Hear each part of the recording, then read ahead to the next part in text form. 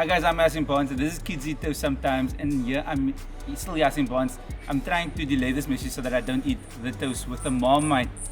Who eats Marmite? Give me fish paste. Give me peanut butter crunchy.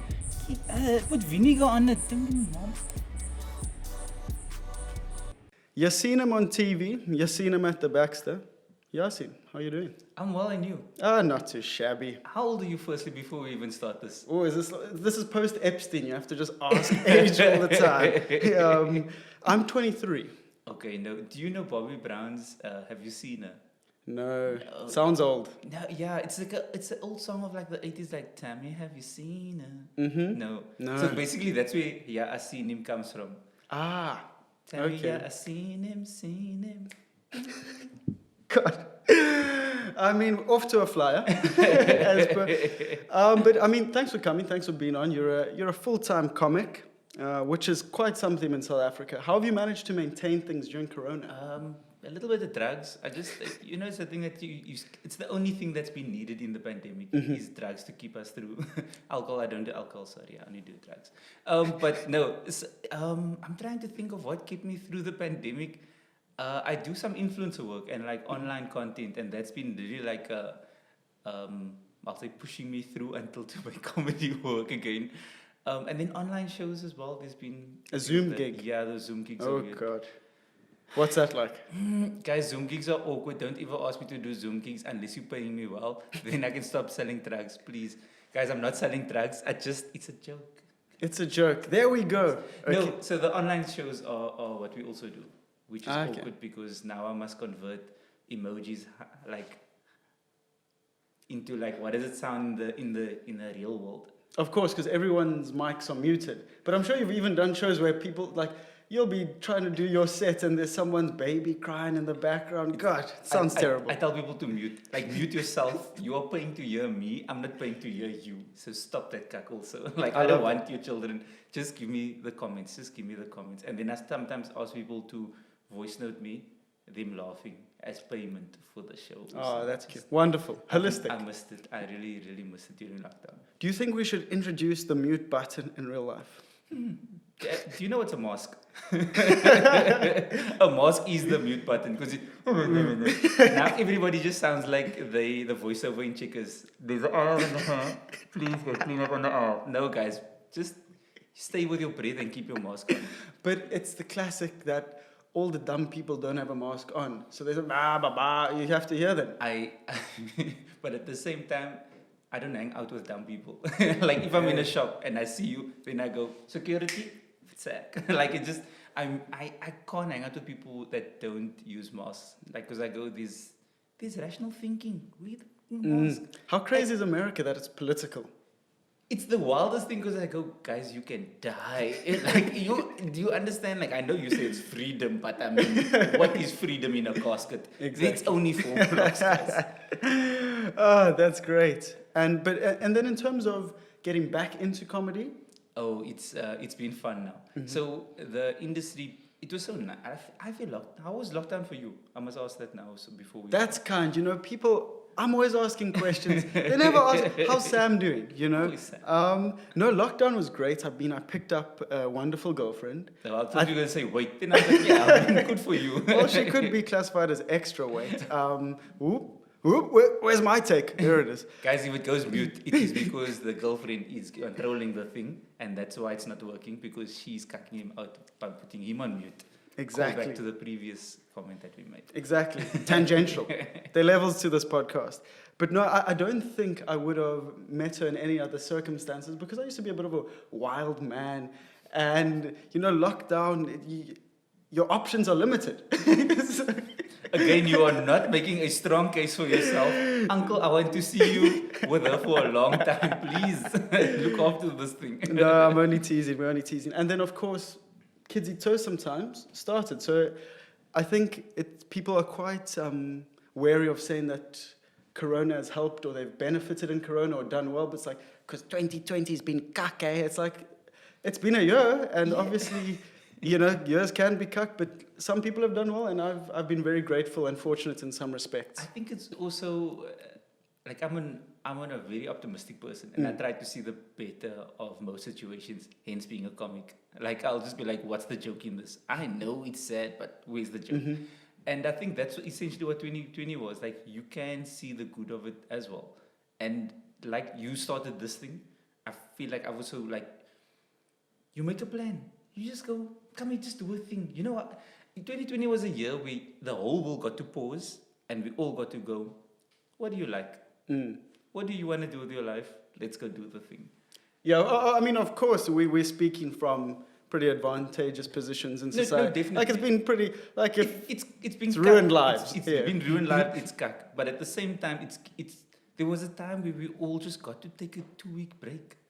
Just as a whole world, not a country, a whole world got a 2-week break at least, which is like was a nice time for us to go. Let's reassess this thing. Like, let's just look at ourselves, how we make our money, if the money, like the way we earning money is right, if the way we treating other people are right, those kinds of things. And I think that was like that's the good that for me that came out of 2020.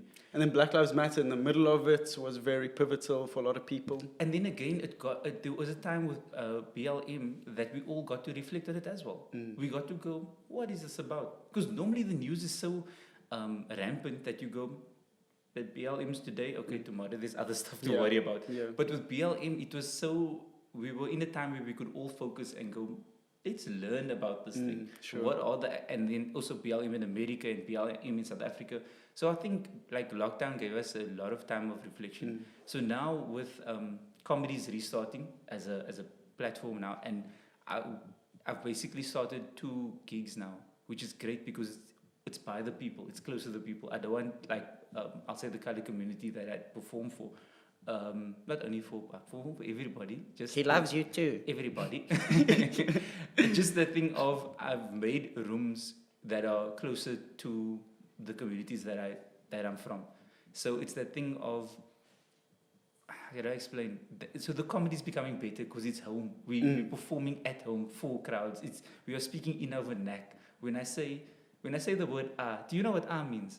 That's what he was about. Great line. Write that one. Ah is like in the colored colloquial slang, it means shit. To take a ah, like I did ah. I think some Afrikaans people as well know that term. So I go, these words that I go, it's for us. And I go, I want to make the comedy that's for us, by us. It's inclusive of everybody, but it's warm out there, if it makes sense. It's a wonderful point, and I'm not going to say I get goosebumps because that would be a lie, but it's empowering to hear you speak like this. And I think also we must address the comic slang, like rooms. Yeah. I mean, you like venues, what you're chatting about, and what Yaseen is speaking about is one of them is stand up in Grassy Park. Yeah. So we run I run a gig in Grassy Park. So this lady, her name is Sharifa, her company's name is Shireen's Cuisine, and she has turned her garage into a restaurant. Wow. Right? And There we then- go, 2020 innovation. Yeah, and then in the restaurant we do comedy, which is fire, because it's this thing of, it's an enclosed space, guys, there's ventilation, so corona, don't worry. But it's a thing of like, what's the line? Comedy works best in places where fire would do well. The roof is low. Yeah, John Stienes is in the city of Cape Town, you're listening to shut them down. With everybody, like, it's warm, it's like a sense of community. It's like a party. A packed party is always more fun. There are more drunk people. But there's no drunk, guys. There's no drunk. This is a halal venue. The comedy is not Kyk hier vir die halal. water slums, they there. We are all there. every slums there is. Water slums, fire slums, earth slums. It's all there. It's the powers combined. So. But yeah, so it's the thing of I want to make rooms that's love, that feels like love. When you're there, you feel like you're all part of a community. And not necessarily the greater community, but in that room you go, we all understand the situation of the world. And that's what the rooms are becoming. Like it's so great. Also, everybody jumps on the lineup. When I say everybody, I mean like all the comedians in Cape Town and the country. They all come jump on my lineup. So it's a lucky packet of a show. I put the lineup up, but on the night, there's surprise acts. We've had, I'm trying to think, all the big names come through. And because I used to run it in Sabran Park firstly, like last year, and then this year obviously went down, and now we're restarting in different venues as well. Okay, no, it's one thing that's always terrified me about comedy, or if I think about doing stand-up, is that, of course, you know what's funny, or what you think is funny, and you know, oh, that Yaseen is funny, eh? You got so many people, or, you know, you're used to making people laugh in your everyday life, but now you are confronted by this crowd it's a live crowd for one. It's not me, like I say some dumb stuff about feminism. I'm like, we'll cut that out. It's like, so you've got that live aspect, and then the audience, you don't know who's going to be there. In terms of making a room at Grassy Park, do you think that's helped a bit? Because if we're being honest, you kind of know the demographic, who's going to be there. I think it's the roll of the dice with every comedy key, is that every night is different. Like, you can perform for 5 nights in a row in the same crowd, like different people. Some nights are fire, some nights are like medium, some nights are like, it's not what it should be. But every night there's so many factors that can change what a room means. So it's nice when you go, everybody's the same. It's also nice when it's more, I won't say democratic, but it's more mixed. Of course. Right? And then you go, like, when we had comedy at the Cape Town Comedy Club, when they were still open on the waterfront. And you go, those rooms were like properly international, because it's like different countries would come in. It's like locals as well. And then you go, what are the gags that you need to tell, or what are the jokes that I need to bounce off, or what teaching must happen? It's a lot of live learning. Yeah. On the Cape Town Comedy Club, so has that shut down now? Yeah, sadly they've shut down. Oh, that's terrible. They also, like, a big part of my I'll say my growth as a comic. So I won a competition in my early days to perform at the Yomasa Comedy Club. That was the Cape Town Comedy Club before they were that. Is that an OBS? They were at the River Club. Oh, yes, across there. Yeah. And then they moved to the waterfront, and then they became the Cape Town Comedy Club. So, and then also through the Cape Town Comedy Club, they ran a competition that I won, and I got to perform at the Jive Funny Fest. And then that lineup,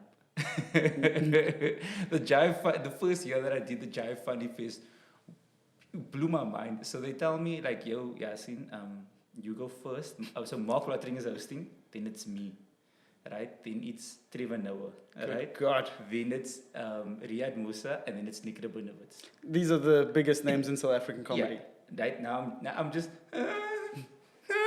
every night I'm just like.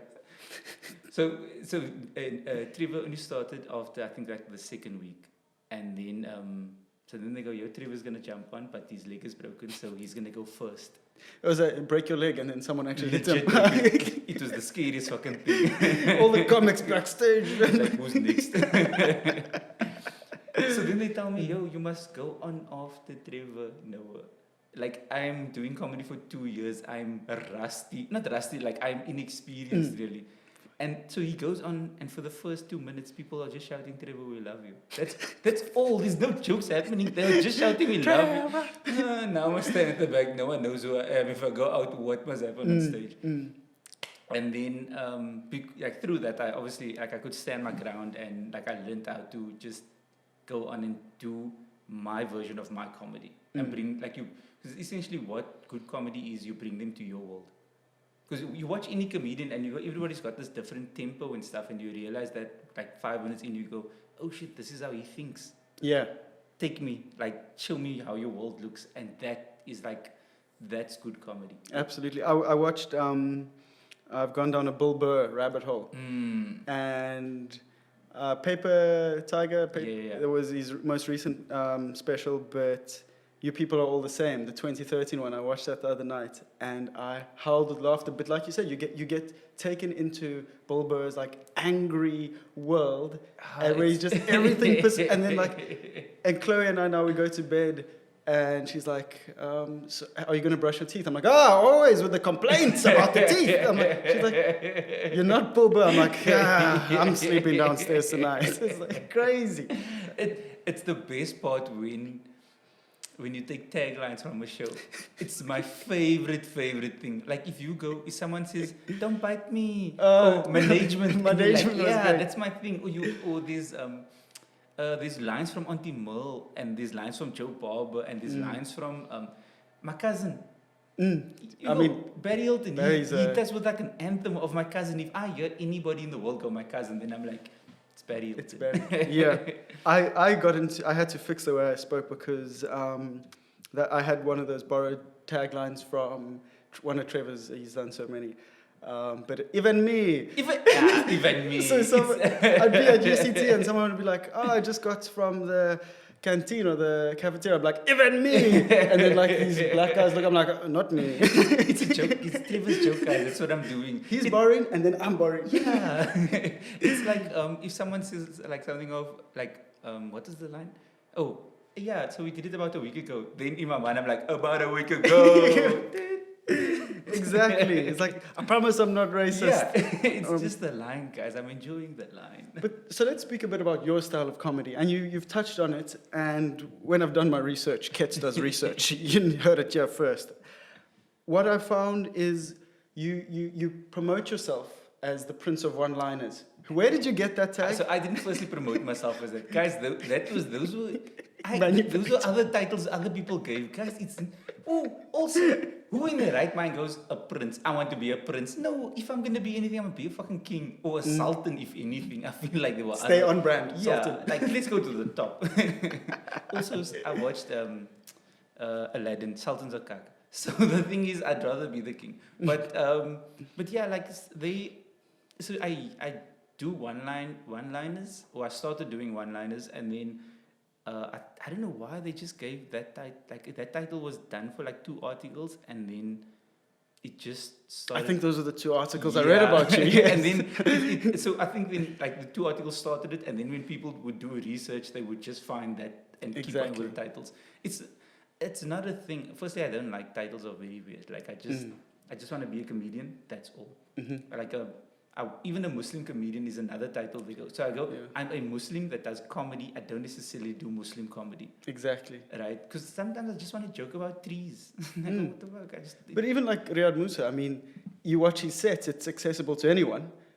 But he's a Muslim. Yeah. So and I saw someone, it was a comment or something, someone was like, you're not Riyad Musa. Like, what? Yeah. Just let him do his shit.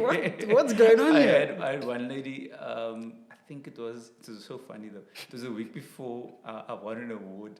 So I was nominated, did a show, and then, and I'm not flexing, I'm just putting the context for the thing. And this lady comes to me afterwards and she sends me this long message of how shit I am and I'm not funny. Also, the night she was there, I'm murdered. But on the other note, and she's like, you must be more like Riyad Musa, all this other stuff. And I'm like, yo, like people can be people. Like you are not like other people. So like let people be different. Like not every band is Maroon 5. Sometimes they're the Beatles. And then so then like I won an award, like that week won the award. And then I was just like, sorry that I'm not Riyad Musa, guys. But that's great. You got to enjoy that yeah, and as then, well. Like also I've been blessed. Riyad's been amazing, especially like for me and my career, where he's like shown me that I mustn't be him. And he's gone like, yo, be your own brand and stuff like that. And you've opened for him quite a bit, haven't you? Yeah, we went on tour a few times, which was also very weird because when you open for someone, you see their fans come for them. And of course. It's amazing to see that they have the thing. And then when you come out and they go, yeah, but you're not them. Now you just, and then by the end you're like, yeah, it's fire, guys. So then it's a thing of like, they give you the access for their crowd to see you, and also for you to learn big rooms. Because there's a different tempo that you have for small rooms and for big rooms.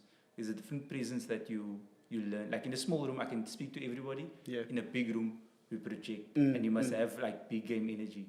Like, you got to carry the room. Yeah. I say big game energy. It's actually big dick energy, but it's big game temperament is the right word, yeah. Oh, yes. So, so those are the things that I've been blessed with, or like touring for Riyadh and stuff like that.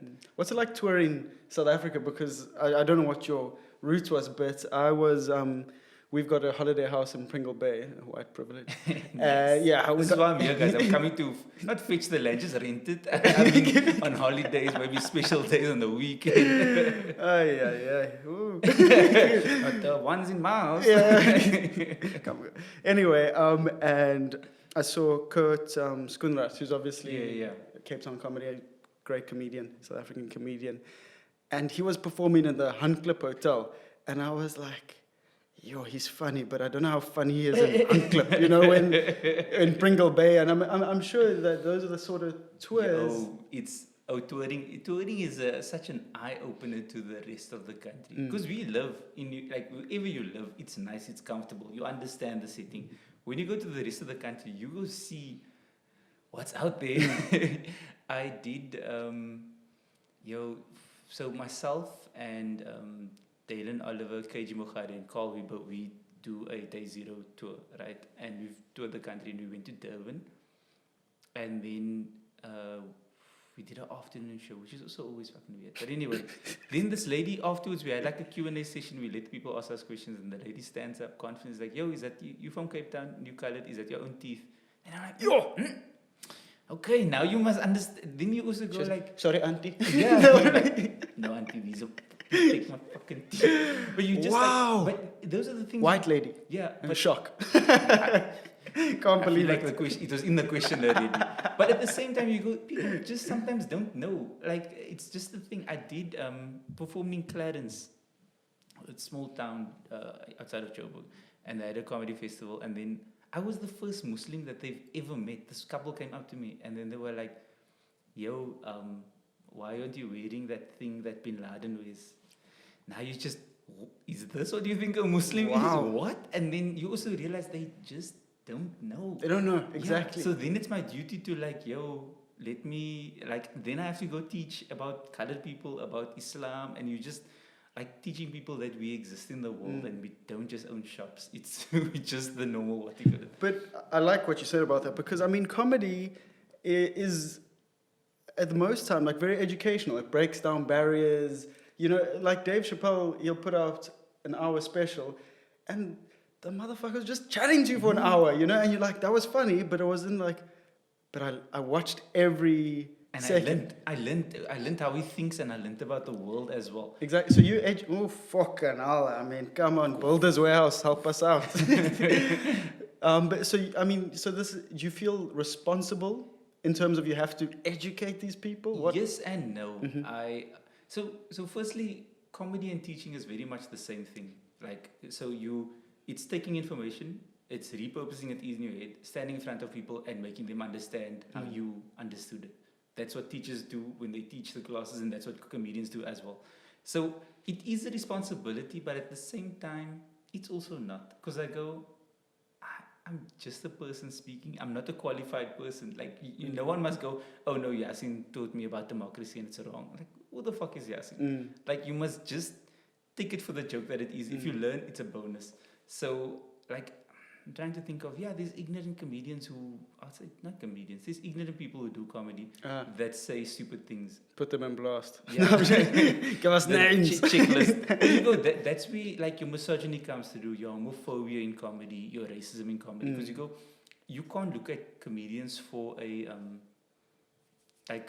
to be the what's it, like a spotlight for society. They're just people that's speaking. You must choose who you want to. Of course, and I think you speak to a bigger point. It's like, well, this person's famous for telling jokes. He's going to be offensive. I mean, the best ones are because they challenge the way you think, or they turn something that's very sensitive into something that's very funny.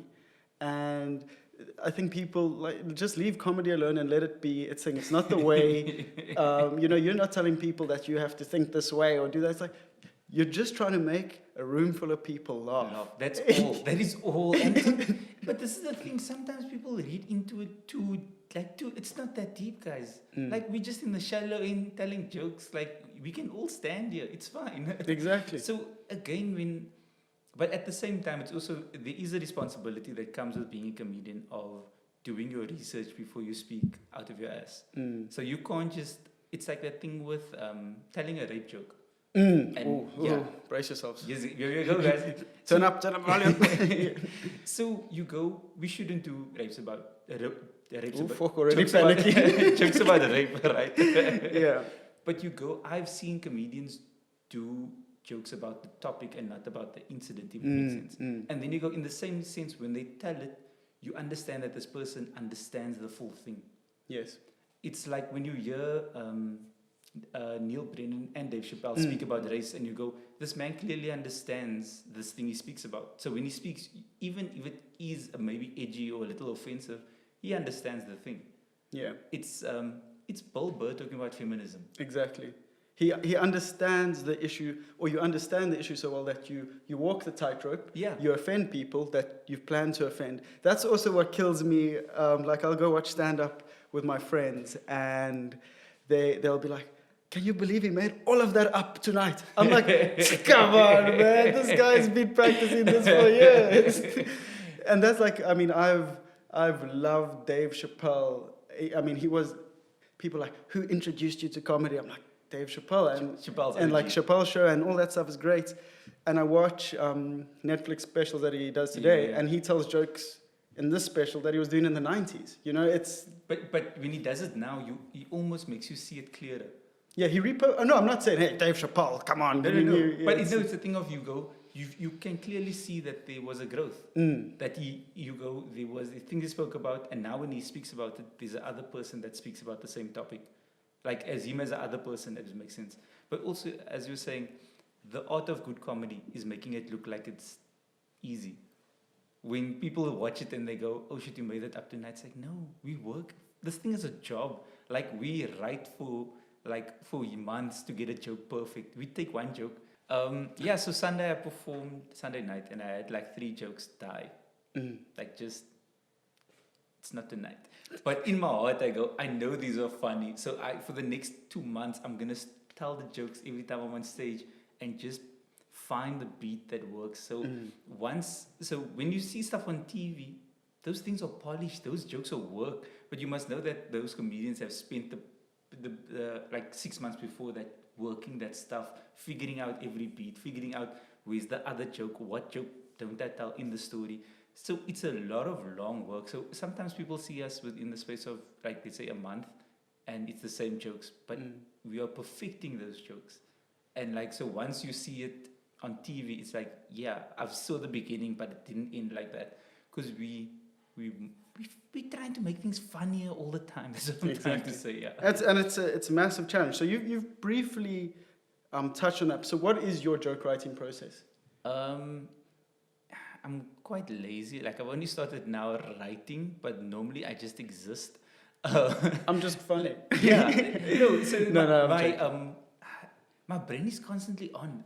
It's a very tiring thing to, but I always go, there's a joke in here somewhere. Like if I go like, there's a joke in here somewhere, where's the joke? Where's the joke? And then I just start like fishing out phrases, and I'm speaking to people, and I go, that's a line, that's a thing, this thing sounds like this thing, this is connected to this, these are the similarities. Then you go, that's how I make jokes. So it's just basically being out and living the life, because I feel like comedy only comes from like experience. It's lived experience, because I can't talk about things that are not mine. Like, of course, I can't talk about how it used to be a black man, because I go, that's not my world. So I don't speak about those things. So yeah, I feel like for me, my comedy is just living and spotting. Yeah. Making connections. I think that was one of the big things for lockdown, or with lockdown, is that artists, doesn't matter, you're a comedian, performer, wada, stripper, like you need your external environment to give you stuff. This is funny. Oh, remember when that Constantia mom said this? It's all you build, and I think I read something that you said, or maybe according to you, it's all fake news. It's just people are lying. And it's like you're just bringing people into your world, and that's just so. And you've touched on that already today. It's just, I think it's fantastic. Speaking about your external world, let's touch a bit on the community. How have they? I always laugh that comics have these coming out stories. They're like, I want to be a comedian. It's like, what? You're not gay. Hey, and if you are gay, there's nothing wrong with it. It's like you're not coming out. It's so odd. It's so weird, because like now I also run rooms, because I go, I've made a career out of something that doesn't have qualifications, that just takes you to stand up and do it for the first time. So I want to go back to my people and go, yo, we come from people that tell stories. We come from people that's fucking hilarious. You can also try this. I want more women to try comedy. I want more colored people, POC, everybody to just try comedy, because for two reasons. One, you might have a career. Also, you must go see how difficult this thing is. Yeah. Everybody goes, yeah, it's easy. I stand up there and I complain or I say funny things. You funny at the braai, stay at the fucking braai. Yes. This thing is difficult. Ooh, I also love watching people go up for the first time and die. Shame. Yaaseen. Because you never get over that first death. When was your first? When did you bomb and just die I think on it was stage? like my third time on stage. I went up at Chili Bar, and then Your first ever. yeah, it's just it feels like your soul is being pulled out of your hole, and it doesn't White people, fit. that's your note. And it doesn't fit. It's very painful, guys. It is because also it haunts you. It haunts you. You stand on stage and it haunts you. Do you remember the joke that bombed? It was the whole thing. It was the entire thing. It was the worst. And then you stand after you sit. You just stand and you just like I just went for the car crash and nothing makes sense. And you just like, and the thing is, as a comedian now, I don't go talk to people that died because it feels like. No, just now it touches me. Now I'm also gonna die when I go on stage.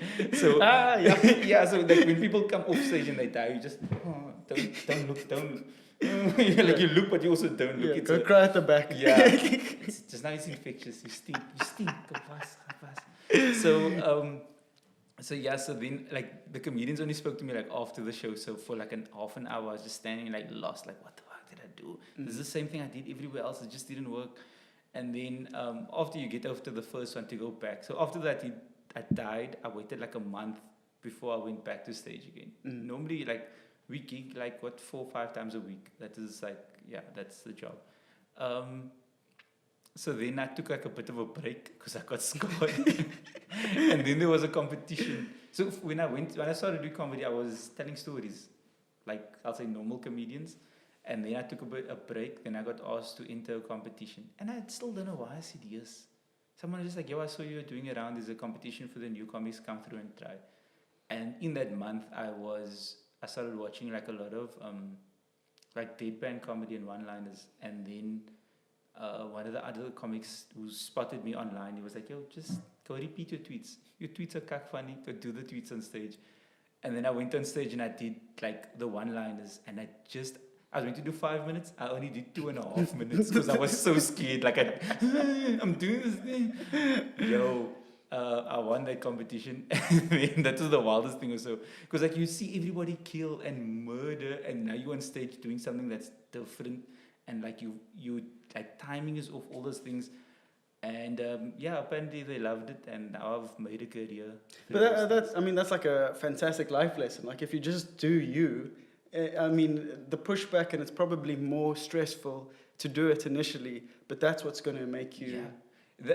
My biggest story when it comes to that, or the one that sticks with me, was the first year I did Rockin' the Daisies, right? I was a +1 to one of the comedians. So the comedians used to do Rockin' the Daisies. I've been to Rockin' the Daisies. That is a rough crowd. Yo, that Babala's tent is the best tent ever.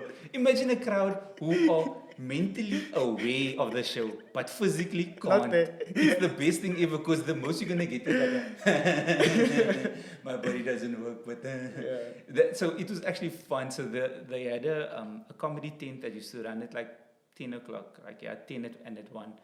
So I was a +1 to one of the comedians. They were like, yo, just we're doing comedy here, come through. I went through. So the comedian before me, he was like high energy, like. He was on stage shouting, jumping. He ran into the crowd. He was just like, but like amazing at it. Now I'm standing on the side and I'm like, I do not sound like this. I do not look like this. What must happen now? And I'm cucking myself. You know when it's just faint poopies. Control it. You saw this. You know that nerves. You're like, just control yourself, body. And then, and then Sivan Casey, other comedian, he came to me, and he could see the worry, and then he's just like, yo, bring them to your world. The thing you do, you're great at it, but just make sure that you bring them to your world. Don't try and do anybody else. It sounds like the most cliche thing, like sound like a fucking Hewlett's-Bucky. Just do you. But so, and then Siv was like, just do the thing that you love to do and the style you do it and bring them to your world, they'll go with it. And then I went there and then I was like, yeah, I just perform like this. And they went with me. Like they like showed love. And then from that moment I was like, I just must do Yaseen's comedy.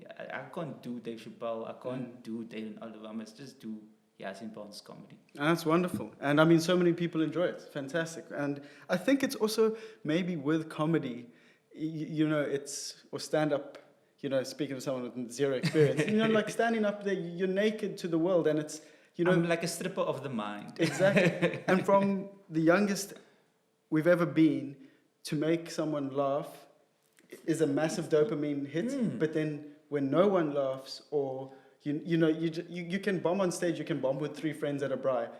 Hold on, you before still we feel go, cut. do you have siblings? Yes. Where are you on The top. Are you First, yeah. Are you the eldest? First out. Why?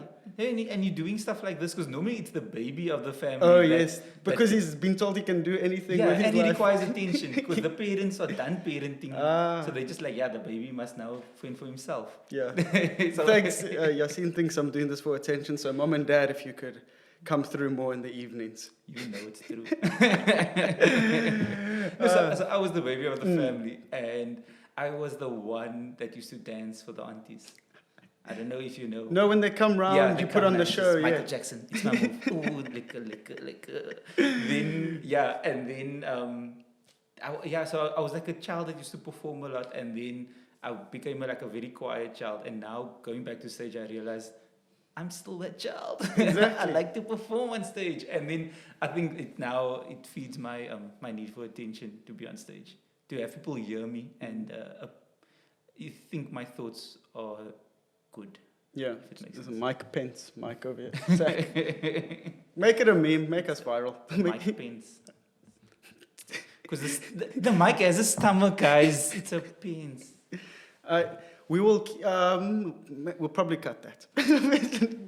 as a separate thing for me. For you. No, I'm only teasing. Your editing is cocked. But anyway, so we've touched on community a bit and coming out and, you know, finding your voice. And then also, like, telling my parents I want to be a comedian is also not the easiest thing to do because they think it's a hobby. And then at some point, it changes and it becomes the hobby that takes over your normal life. Yeah. And then look, like, I think any parent who you tell I want to be a comedian, it's a fucking stressful thing. Okay, I apologize to my parents every time I greet them. I go, Salam alaikum, mommy and daddy, and I'm sorry, but here we are now. Like, that's every day I greet them. So because you go, as a parent, you want your child to have like a steady income, to like be able to look after themselves, and now they're going to this like freelance life. It's not the easiest thing for them to do. So I love and respect my parents for giving me the opportunity. Even I think they gave me a year. They were like, okay, timeline. Yeah, because I was living by them, and then you have a year to make this thing work. If you don't, then you must go get a fucking job. That's so interesting that you said that, because I mean, I've got like a lot of colored friends, and it sounds like I've just said something racist. Like, I've got lots of colored. I can say away, guys. I've got the license. I love like white people will only brag about their colored and black friends after they've tweeted something racist. It's like, no, you sucked the whole time. Chepu the gardener is not your friend. Like, chill, come on. And anyway, and I mean, I'm obviously in a creative space now, but a lot of them will be like, how did your parents react? Because it's also different stakes, you know. They need to be a doctor, an accountant, corona, a lawyer. You know, they have to have one of those steady income jobs, because that might be the socio-economic situation. Whereas, like, I'm very lucky in the respect that I can not mess around, but I can apply myself to a creative project while I'm doing my master's, and there isn't that 1 year. Yeah. Or you fucked. Yes. You know, so do you think that maybe shaped you, that helped you? Yes, it's definitely part of it. It's a thing of like, as for my household, or as I colored households in most circumstances, is that you go work so that you can help the house. Because your parents' income just makes it so your money must come back. It's like the black tax. Yeah. You go remittances work, and what have you. It's the money must be paid back. And then I think I was my mom always pushed for the arts. Like, she really like wanted us to like have like a creative outlet and to see the other side of what could be. My dad is very like formal of like it's a job you must get. This thing must be formalized. And then I think they at one point they could see that this thing was the best thing for me. Like it was, I had so many lost jobs. Like I worked in retail at a few other places. I used to cut diamonds and grade diamonds at one point. I was a photographer and a videographer at one point. What else did I do? What a resume, done it all. Yeah, I worked for SARS, not for SARS, for Stats SA. First, at one point, I used to like drive around and do the surveys, and then at one point, I was in the office also. Where else? Doing research. Proper South African research, a hero in this country. And then, yeah, so once I found comedy, I was like, this is my thing. Like, this is what I love to do. It doesn't make money for your first couple of years, but my parents were like, yeah, we're going to give you this time to do the thing. And then, like, alhamdulillah, God bless, my career started picking up. And then at one point, they were like, so you earning actual money from this thing, when they could see like what the amounts look like. And then they were like, okay, you can fend for yourself. This is a proper career. And yeah, now it pays the bills, and it still blows my mind every day, because it feels like someone's going to go, you're having too much fun. Go get the office job. Yeah. Just stop this guy. Well, that's what Bill Burr says, that he hates comics that say their life is so fun, they get paid to do what they love. He's like, it fucking sucks. But I mean, the two sides. It's definitely true, because it's the thing of writing, like writers who say they love writing aren't good writers. Because writing is fucking difficult. Yeah. It's the same with comedy. It's a lot of work. There's a lot of other things that take up your time besides actual comedy. So now you've started booking rooms, putting on shows yourself. How has that changed in terms of, like, you do the whole process? It's not just you're rocking up, you're on for 5 minutes. You are chatting to other comics, you're sorting out catering. What's that been like? So that's why I try and find rooms where the groundwork is set up already, right? So I go, the food is sorted. I ask the people that own the venue to do the booking for me as well, to sort out the bookings. Then I have a sound guy that I employ, I'll say. He does sound and lighting for me. I hope he gets paid. He gets paid. But it's weird to say employee, because like now I'm responsible for someone. Oh, it's awkward. So he does like sound and lighting for me. He sorts out that the vibe of the room is right. Then I sort out lineups. And then I go, because I know most of the comics in the country, I try and set out a rhythm where there's a headliner, someone that's established that I know can close the show. There's a host that can lift and carry the thing. And then there's new comics who you might not know, but they are good. I only put like comics on the lineup who are like they of the thing. Yeah. I mean, you're essentially putting your name on this whole production. Yeah. You don't want the show to tank. And then I give a spot to an open mic, someone that's like in the early days of starting, and then just for them to see what a good room feels like as well. Okay. It's wonderful. It's a whole. Because I go, someone gave me the opportunity to start stand up. It is my right. Or not my right, my responsibility that I've taken on myself to run the rooms, to give the opportunity to someone else. I realize now I've been running a room for an open mic comedy room for every year that I've done comedy for like the last 8 years, which is, if I think about it, it's pretty wild that I like this thing. And it's something it's amazing. It's something that I wanted to speak to you about, because everyone's always like, oh, I do it for the community, I give back. It's like, you're not giving back when you go to Mauritius. That's on your heart. But you're very involved, and even when I go across to your Instagram, not all I see, but your influencer work. Yeah. I hate that word. I hate it so much. I hate the term so much, but I only started calling myself a comedian 3 or 4 years into doing comedy. And being I was earning decent amount of money and still going, no, I'm not a comedian. I do comedy, but I'm not a comedian. So now with the influencer thing, I'm still like, no guys, I'm not an influencer. I really don't. But at the same time, it's part of the job now. Let me just assume. It's more like it's the industry terminology. You don't arrive at a braai and say, "Oosh, it's me." I'm not doing that. And every time there's a product over here. Like, Yeah. yeah. But if you want to add a product, guys, I'll sponsor it on this post. I can add product here. But no, and I spoke about it with Cassidy on the last podcast, and because she's big on TikTok, like 80,000 followers, and she does a lot of influencer work. And I was like, people who call themselves influencers, they're laughing at us. They say, I'm going to influence you. Then they make money off brands. And then you buy this shit. And they're like, it's like the rudest form of advertising. It's not like KFC make a funny ad. You're like, I could do with a twister today. Yeah. You're like, it's like, you know, or like, I need King Price insurance because that ad was gag funny. It's like, I'm influencing you right now. But that's the thing of a good influencer. It's not to tell you to go out and buy it. It's just to put the brand top of the mind. So you go, oh, buy this water, right? And you go, no, I'm not going to buy the water. Now I have water in the tap. I'm not going to buy it. But now, later you're in the shop and you're like, I could do with some water. Exactly. I saw this water at the top of the mind, buy the thing. And then you're like, oh, it's dope. So that's essentially where the influencer come in. It's not someone that's like influencing you like direct, like No, for sure. I was more just speaking about the... But this is what a lot of people think, like influencers is direct advertising. It's not direct. It's well, if you're a good influencer. And that's something I've picked up on your page is that, and there's such a need and niche to create short form online content that, you know, where you do with Sumaya's Foods. It's funny. Yeah. And I'm sure a lot of people, next time they're in the area, they're like, you know, let's go try it out. It's that thing. It's that feeling of just like, I don't live closely, but if I'm there, I'll go around. Go do the plug. Go do the plug for her. Sumaya's. Go buy Sumaya's Foods, guys. Go to my profile, go see the ad, you laugh, and then go buy the food. It's simple like that. That's all I need to say. There we go. And for me, that's what's special about you. And speaking to you about that, you can hear that it's a genuine... You know, it's like the black square goes up during Black Lives Matter and everyone, we are listening and we are committed to learning. And it's like 2 seconds later at some get-together, the one guy's like, I'll never date a black chicken.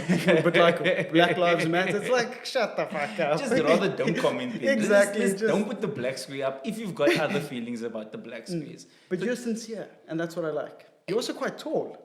Yeah, I try. Like, on Tuesdays, I practice to be a little taller than I was last Tuesday. It's just, it's confidence. But yeah, sincere is such a weird word, but... That's what I'm going to say when someone comments on my height. I try. I practice. That's great. But yeah, when it comes to local business, I genuinely go like, I've made a platform and I don't lose when I share it. It's as simple as that. And listen, South Africans, listen. You don't lose. You really don't lose when you share. Even if you have food and you share the food, you gain more by sharing the food than you actually eating all the food by yourself. Unless it's a bumpy. Yeah, no, you don't share. Guys, we are in Corona. Please don't share a bumpy. That's big. Don't share stuff that you must suck on. That goes for everything that you suck on also. Don't share it, guys. Just, yeah. But so when it comes to my platform, I go, like, if I can help someone's business, why not? Like, I have, like, once a month, I tell people to send me their business flyers, and I share it on my profile. Simply because more people will see it if I do it than if they do it, maybe. And I'm not, like, flexing on this thing, but if someone shares your profile and 10 people see it, and one person of the 10 people buy, you've helped someone made a sale. So guys, if you buy something, be your own influencer. This is the other thing. People go, oh, influence is a problem. Be your own fucking influencer. Yeah.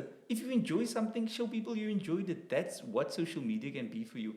So I don't understand why people are very like, oh no, influencers are cuck, all this other stuff. You can be your own and you can help someone. Yeah, I mean, you influence your friends. I suppose that's the biggest influence when your friends like, oh, I got these boots, I got this. Yeah. And it's just so much better when it comes full circle and you can help other, you know, also everyone says like, hey, if I got an international sponsor, I'll be like, tot ziens, South Africa, you know. But while you can, you might help someone else. And you go, like I had a liquor burger. Come on, just show people that I bought this burger. Someone can eat the burger. There now. What did I lose when I told people to buy a burger? Nothing. So again, guys, support the thing of supporting local. I think also in an economic space, it's really great when our money is kept in within us. So we're not going to like the big corp. And I'm not saying don't support the big corporations. Free to McDonald's, it's fine. Exactly. But I'm just saying take the risk and try something new. Try like someone down the road. Try someone that's like on. I don't know if you guys have. There's like a on. It was the whites. Yes, you guys are the the suburbs. Yeah. We're that lady that makes food in the area that sends out the WhatsApp in the morning that says this is the meal for the day. Do you guys have that in your communities? I think the only time you do that when white people pull food together is when like someone's mom has cancer. It's very bleak, but now everyone's baking and you're like, oh. It's diabetes, guys. Yeah, let's all make cake to support the diabetes. I think the closest we get is like the closest, yes, I'm going to get heat for this, but it's like a 7-Eleven, or it's like a corner shop, it's not a Woolies or a Pick and Pay, and you help the smaller guy. So it's been popping up now during lockdown because a lot of the aunties, I'll say aunties, but it's aunties and uncles who make the food. They who have either been retrenched or they've found other outlets to make money. I think in my area there's like 4 people who every morning they send you out a menu. Hold on quickly. I'm gonna get my phone and I'm gonna show you what the menus are. Let's see it. Right? Well, while we're here and plugging, I'm gonna get into that. Hold on quickly. I mean, the only time white people get these lists. Hold on, can we just pause quickly? Yes. I was meant to be at the place at 12. It is now 58 minutes to. Oh, shit. You're running late. Hilda. Yeah, but it's fine.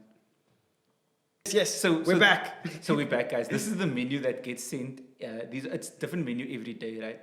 So here is yellowtail fish biryani, 40 rand. Right? Delicious. Then the other option is a chicken burger, chicken and cheeseburger and chips, 35 rand. Guys, it's cheap. Then the malvo pudding and custard was 15 rand. And I had the malvo pudding and it was amazing. So then this is what, so then today's menu is like chicken stir fry, 40 rand, the dal curry and basmati rices. So I'm hungry. Yeah, but it's great food that is made via order, via WhatsApp, which has now become like a medium of social media. And so that's been coming up in the community. And I love it because I go, it's better than my mommy's food. My mommy also buys from the people, okay? But it's the thing of like people are starting to make for themselves and it's the money's like staying in the community with local business. Just support these people. So, and I was going to say the only time WhatsApps like that go around white circles, especially richer, wealthier white circles, is the drug dealer. It's like, I've got a bankie's going to cost you this much. My friend was telling me. Here's my prices for the week. Exactly. My friend recently let go of his drug dealer because on one of these WhatsApp broadcasts, he had introduced tuk. No. To his special menu. You see, I understand it. Any person that's dealing, guys, we only do dacha. It's tricky, exactly, guys. exactly. Are you doing tuk? We must question society then. Oh, I've got a one-liner for you. I've got it just when tuk. I promise you this was organic. It came to me in a dream. Tuk is not organic, but carry on. Why did the tuk cop cross the road? Why? To steal his mommy's toaster. It's not bad. Everyone that I know has had a stolen toaster. It's already. Toasters are the first to go. The toaster can fit out of the window. Kids eat toast sometimes. Yaseen Barnes, thank you for coming Kids on. only eat, other times they don't eat toast because the toast is gone. That's why they don't eat it. This is the sign off. But no, it's been such a pleasure to chat to you. Before we go, what's the next 6 months looking like? There's rain on Sunday. Oh, fuck yeah. Next week is more rain. I don't know what the next 6 months look like. It's the thing of there's always things happening. And as a freelancer, you guys all know, we make things. Where can we find you though? If people watch this, they want to get behind Yaseen, they can watch you. Find me on the path of Islam. They can follow me as well on the path of Islam. Might well make more Muslims here. Come through, guys. I run local gigs. So if you guys follow me on social media it's Yaaseen Barnes. It's under the thing. Just follow. Because if I say my handle, then people get lost. So it's Yaaseen Barnes. He tried to make a joke in his handle. Now he's who's the joke now? I made it when I was young. I'm on social media for now like 13, 14 years already. Would it be more appropriate to say Khuchu or Hatis? Just for listeners. Both. Both is applicable. Khachis. No, that's something different. No, Khachis is the taxi rank boys. But guys, just follow me on social media. I want to make things it's inclusive of everybody. Safe spaces, that's for everybody. Don't just think that it's just colored spaces or just Muslim spaces. If you want to have good times, you must follow me. There we go. Sound like a drug dealer. You heard it here first. No, but really, thank you for coming on. We love Thanks for you. having me. Wonderful. Don't love you, but I like you. We'll cut that out.